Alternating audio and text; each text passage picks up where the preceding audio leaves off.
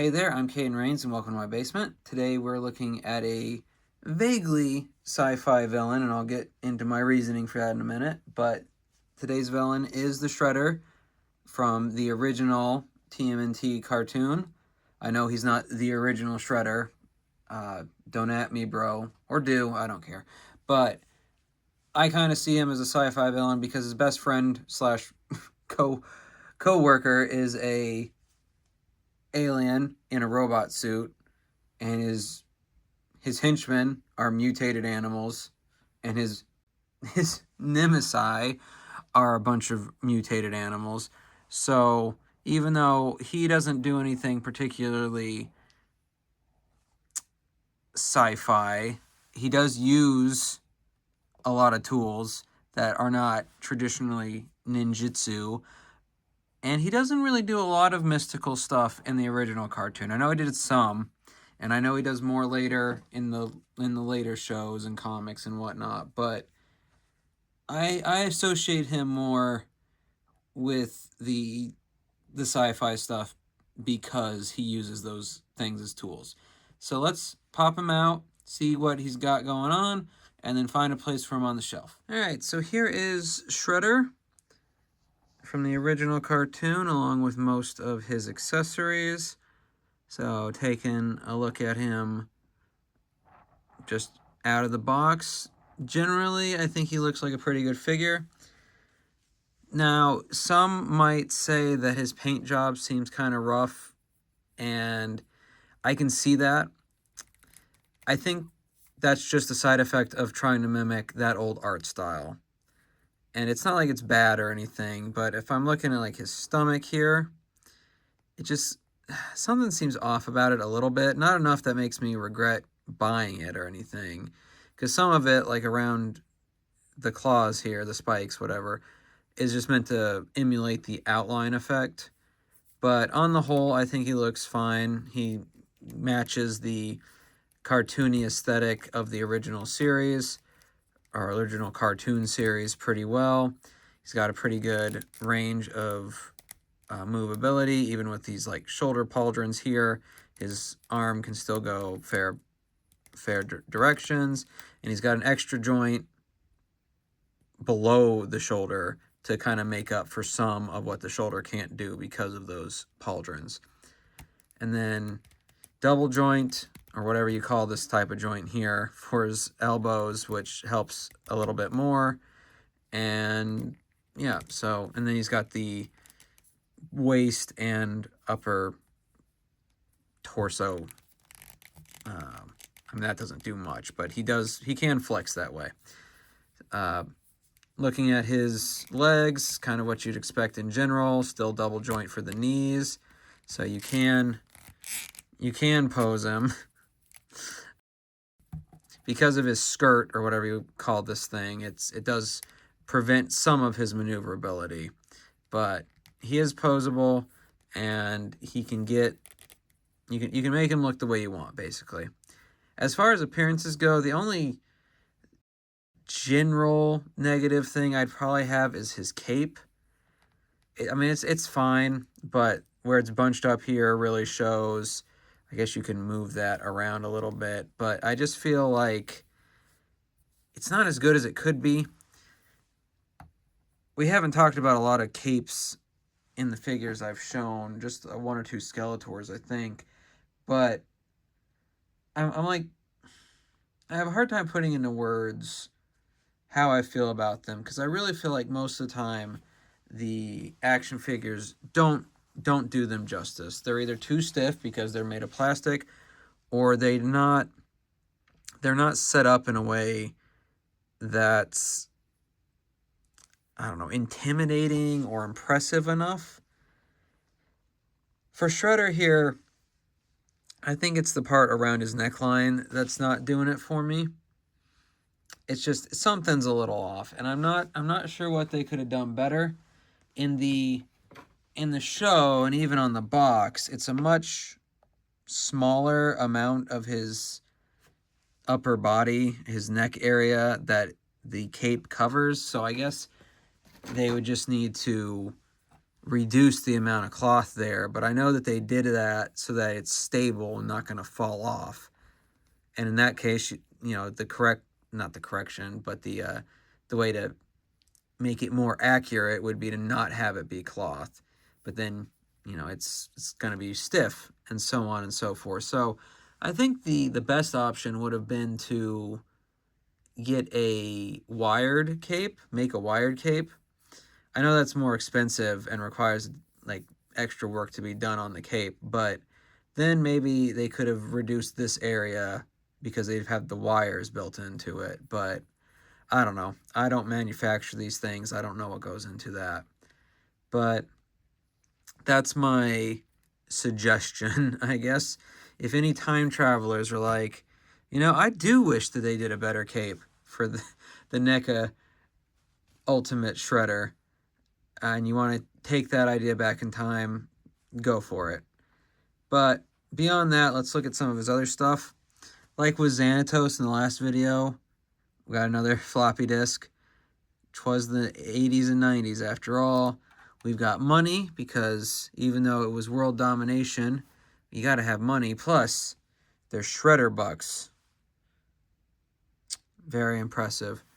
You've got a picture of his dear old mother, who, like in most cartoons from that time period, and some today, the mother is overbearing. You've got a necklace, which I'm sure was some kind of artifact from the show that did something. While I have seen the entire original series, it's been a while, so I apologize for not being a master of that info there. And then, of course, you've got a chef's hat, which his little crown part of his hat just pops off, and there you go. And that's from an episode where he made pizzas, or at least was pretending to make pizzas. It might have also been from the episode where he and Mikey switched bodies, but I don't remember if he made pizzas in that episode. It wasn't a very serious series, so it could be from a number of things. But beyond those accessories, we've also got this gun here, which the red symbol makes me think it was like a healing gun, but I don't remember. Again, I'm sorry. I should do more work prepping these videos, but then you wouldn't have this lovely banter that I know you've all grown accustomed to. I'm not really going to keep this gun out. I don't think it looks very good. Like, it looks fine compared to what it probably looked like in the show, but this isn't like an iconic Shredder weapon, and something just fell off on it. That's cool. So I'm not going to involve this in my setup. It's just a thing to me, unfortunately. So I wish they'd picked something better. Maybe even just like a katana or something, because he used katanas at certain points. Beyond this stuff, though, in this book, it's like a ledger or something they used. He also comes with two alternate heads, one just completely without the mask, and one with just the face covering taken off. And this one has like additional, comparing the heads, had additional bits there because it was one of the times he had like a mind control thing built into his helmet for some reason or another. I won't be using either of these alternate heads. I don't really care for Shredder without his mask. There's never been a version of him that I've been like, oh, face reveal. The closest one was the 2012 Shredder, and even though that's my favorite overall Turtle series, I still haven't decided if I'm going to get that Shredder. I'm going to get the brothers, the main Turtles, and probably April and Splinter, and then we'll see what other villains they make. But as far as like comparing them at the moment, we're just going to stick with 80s to 90s Shredder. So he also comes with, I'm not going to take these out because there's a pain. He also comes with 5 hands, though, which is kind of awkward to me. It's not 6 hands, but it's 5. But you've got an open set for left and right. You've got a grabbing set, so these are like to hold the gun or some of the other stuff. Probably mostly the gun. And then a single left hand. Oop, there it goes. That's why I'm not taking them all out. A single left hand that I believe this is for the floppy disk and maybe the money, but it's like partially holding something. I just think it's weird that there's only 5 of them instead of 6. I mean, I guess you don't really need 6, but it's just kind of awkward to me. So anyway, so that's Shredder. And I think as far as the figure goes, it's good overall. It's looking good. It's got that classic appearance baked in. I don't think all of the accessories were really necessary. The Shredder bucks are fun because, you know, it's got his face on it, and money isn't something I see a lot of. I actually think it's, I mean, the floppy disks are just kind of fun as well. Mom was, I could take it or leave it, but it's fine. The necklace, again, I don't remember what it is, but I'm sure it meant something to somebody. Hat's fun, but whatever. And then the book is also, it's just kind of fine. So do I think he has the greatest set of accessories ever? No. But it does give you a bunch of options, both for his head, his hands, and his accessories. So on the whole, I think he's a good figure. He gets that cartoony look down while also being set up in a way that you could make him come across as serious or goofy, however you wanted. So, like I said, I'm not going to do much with his accessories. I do wish his cape was better, but on the whole, I would recommend this if you are a fan of the original cartoon or just turtle stuff in general. But for now, let's find a place for him on the shelf and go from there. And there we have Shredder for the time being next to Xanatos, since they're from the same company and scale. He'd probably be telling Xanatos to stop aiming at gargoyles and start aiming at turtles. So they're just going to hang out together for now.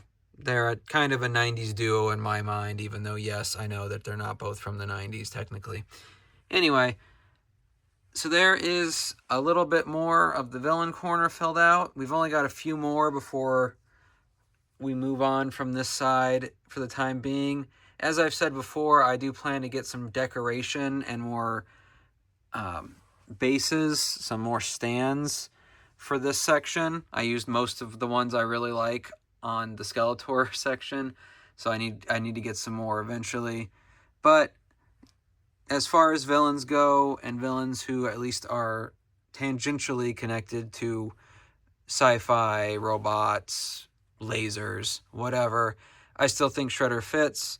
But let me know down below if you think he should or shouldn't be over here, or how you feel about Shredder in general. And if you think I should get the 2012 figure that's coming out around now, I'm still not sold on it, even though I'm getting the Turtles and I like that series. But this is still the character that I think of when I think of the Shredder. I think of Uncle Phil voicing a Japanese man from the late 80s and early 90s. Again, that might say something about me. Who knows? Anyway, regardless of how you're feeling or thinking or typing angrily about some little lore thing I messed up on the accessories, I hope you had a good time in my basement, and I'll see you in the next one. Later.